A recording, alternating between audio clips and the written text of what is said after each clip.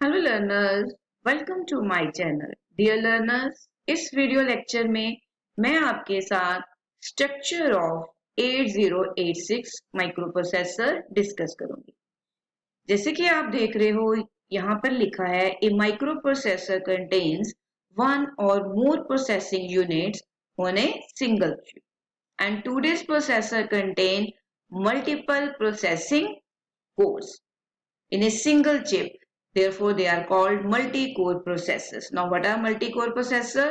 Multi-core processor is a computer processor on a single IC. कि ये एक processor है, ठीक है, on a single IC with two or more separate processing units. And in processing units को हम क्या बोलेंगे? Cores बोलेंगे. Right? Once again, I repeat, a multi-core processor is a computer processor on a single IC with two or more processing units. And ये जो दो units हैं, इसमें से एक unit जो है, it is used for reading purpose and another is used to execute the program. तो जैसे यहाँ पे given है that a computer system consists of a microprocessor. Computer system में माइक्रो प्रोसेसर होता है, मेमोरी यूनिट होता है, इनपुट आउटपुट इंटरफेसेस होते हैं, इंटरनल एंड एक्सटर्नल कनेक्शन होते हैं such as buses and several input output devices, right. So अब मैं आपके साथ जो डिस्कस करूंगी वो स्ट्रक्चर डिस्कस करूंगी 8086 माइक्रो प्रोसेसर का। ऊपर जो मैंने आपके साथ डिस्कस करा वो मैंने आपको बताया कि जो माइक्रो प्रोसेसर है, जो हमारा कंप्यूटर सिस्टम है, it consist of a micro processor and memory unit, input output interfaces. Dear learners, जैसे कि आप देख रहे हो कि यहाँ पे गिवन है दैट कि जो 8086 माइक्रो प्रोसेसर है उसमें जो एड्रेस बस है वो कितने बिट्स की है? 20 बिट्स की। और जो डाटा बस है वो कितने बिट्स की है? 16 बिट्स की, राइट। तो हम कह सकते हैं कि जो 8086 हमारे पास माइक्रो प्रोसेसर है वो कितने बिट का है? 16 बिट का बोलते हैं। सो 8086 is a 16-bit microprocessor and 20 bit is used for address bus, right? ये बहुत important है, right?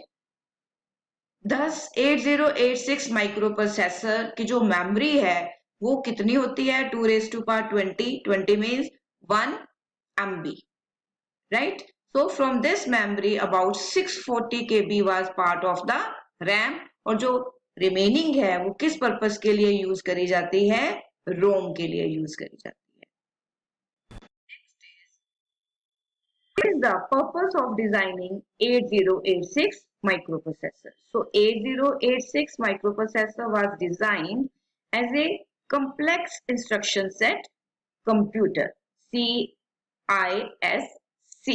Once again I repeat, जो 8086 microprocessor है, it was designed as a CISC with the main objective of more instructions, addressing modes and more throughputs. Dear learners, addressing modes से मेरे को याद आया कि addressing modes भी बहुत important टॉपिक है और मैंने इग्नो के स्टूडेंट्स के लिए addressing मोड के ऊपर वीडियो बनाई है। अगर आप मेरे चैनल पर नए हैं और अभी आपने मेरा चैनल सब्सक्राइब नहीं किया तो आप मेरे चैनल को सब्सक्राइब कर सकते हो, मेरे वीडियोस को देख सकते हो, अपनी नॉलेज को एनहांस कर सकते हो, राइट। तो एड्रेसिंग मोड भी आप जरूर करके जाना। तो मैंने अभी आपको बताया कि जो 8086 माइक्रो प्रोसेसर है इसकी डिजाइनिंग क्यों करी गई थी। Next, A micro processor executes a sequence of machine instructions which can be represented as, जिसको हम रिप्रेजेंट कर सकते हैं कैसे? एक छोटा सा आपके पास जो है वो क्या बना हुआ है? नोटेशन बनी हुई है, जैसे है repeat execution of instruction cycle. पहले इंस्ट्रक्शन को हम फेच करते हैं, फिर इंस्ट्रक्शन एग्जीक्यूट होती है, देन इंस्ट्रक्शन को डिकोड किया जाता है, फिर ऑपरेंड को फेच किया जाता है, देन उसको क्या किया जाता है? एग्जीक्यूट करा जाता है। सो इफ इंटरप्ट, अगर कोई इंटरप्ट आती है, इफ, ठीक है, if process interrupt process it and return to the program execution कि उस इंटरप्ट को क्या किया जाता है, प्रोसेस करा जाता है और फिर प्रोग्राम एग्जीक्यूशन स्टार्ट हो जाती है. So it is a micro processor executes a sequence of machine instructions.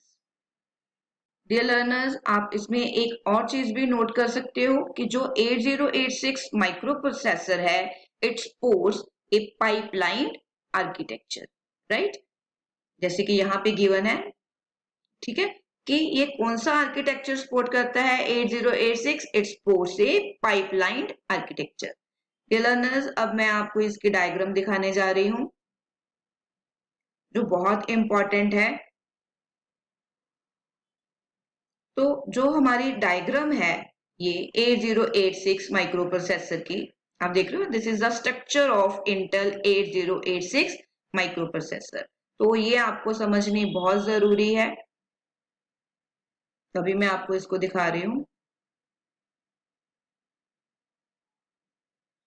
Yes, तो जो हमारी ये डायग्राम है, it consist of two parts. One is known as bus interface, जैसे कि आप अभी देखोगे, bus interface unit, it is known as BIU, and another one is execution unit, it is known as EU, right? तो ये diagram बहुत easy है. You can draw this diagram, आप इस डायग्राम को ड्रॉ कर सकते हो.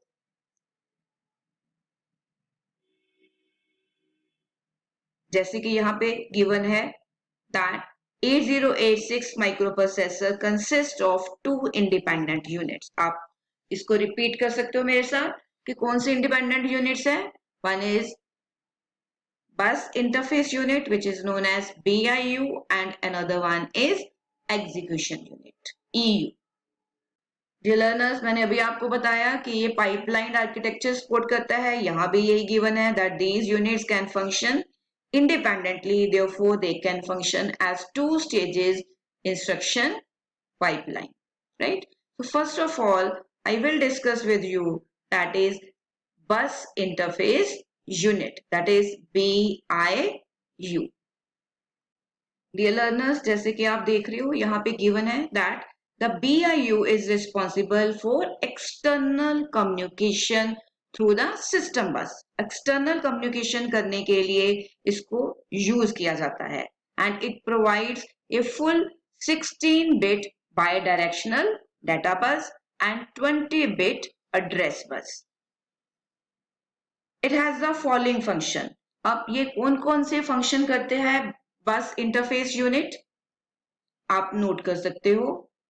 डियर लर्नर्स, आप नोट कर सकते हो that it has the following function. Instruction fetch, instruction को फेच करने के लिए इसको यूज किया जाता है.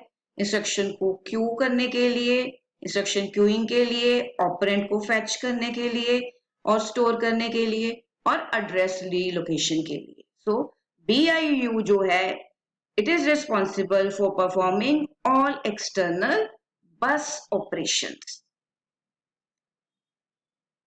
Dear learners, आप डायग्राम में देख रहे हो ना, BIU जो है it consists an instruction queue. ये जो है ये क्या है, instruction queue है. And what is the use of this queue? It is useful if more than one instructions are fetched simultaneously. अगर एक या एक से ज्यादा इंस्ट्रक्शन को फेच करना है, उसके लिए इंस्ट्रक्शन क्यू को यूज किया जाता है, which may be used for instruction pipelining involving the stages of instruction fetch and instruction execution. जो इंस्ट्रक्शन फेच और इंस्ट्रक्शन एग्जीक्यूशन के लिए यूज की जाती है. डियर लर्नर्स, अब आप नोट कर सकते हो कि ये जो क्यू है, instruction queue, this Q operates on the principle of first in first out, कि जैसे ही जो इंस्ट्रक्शन फर्स्ट आई वो पहले क्या होगी, एग्जीक्यूट होगी, so that the execution unit gets the instruction for execution in the order they are fetched. आप देख रहे हो ना, ये फर्स्ट इंस्ट्रक्शन है, तो ये पहले जो है वो क्या होगी, एग्जीक्यूट होगी.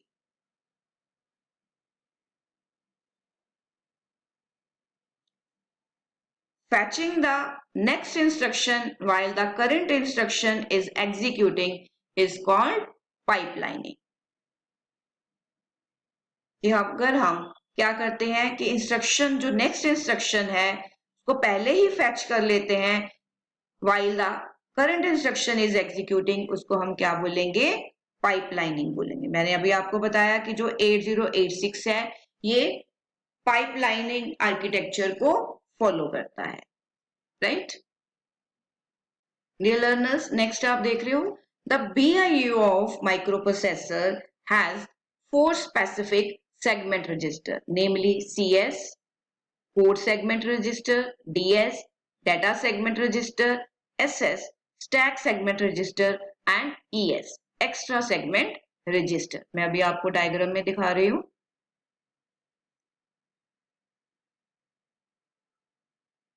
That is ES, CS, SS, DS and IP, right?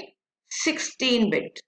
ये जो है ये कितने बिट्स के हैं, 16 बिट्स के। अब आप इसको लर्न कैसे करोगे, जैसे पहले आई से नीचे से शुरू हो जाओ, पहले आईडी चेक होती है, ठीक है, स्टूडेंट की, फिर उसके बाद उसकी क्या होती है, एंट्री होती है। या पहले आप ऐसे कर सकते हो दैट इसको लर्न करने का मेथड कि ECS and DI, right, ECS, ES, CS, SS, DS and IP।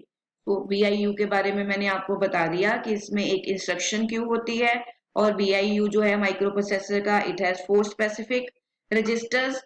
उन रजिस्टर्स के बारे में आपने बता देना है, राइट। सो आई होप कि आपको जो BIU है, बस इंटरफेस यूनिट जो है वो आपको समझ आ गई है कि उसमें हमने क्या क्या देना है। Dear learners, next video lecture में मैं आपके साथ डिस्कस करूंगी एग्जीक्यूशन यूनिट और रजिस्टर्स को। सो आई होप कि आपको 8086 समझ आ गया है, और आप इस, अगर आपको ये क्वेश्चन आता है तो आप इस क्वेश्चन को जरूर अटेम्प्ट करोगे।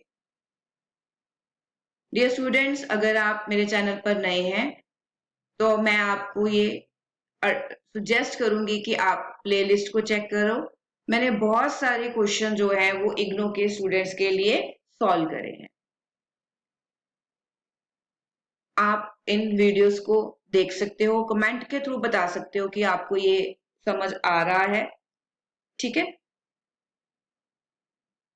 और पढ़ते रहो, क्योंकि अगर पढ़ेगा इंडिया तो आगे बढ़ेगा इंडिया। Thanks a lot.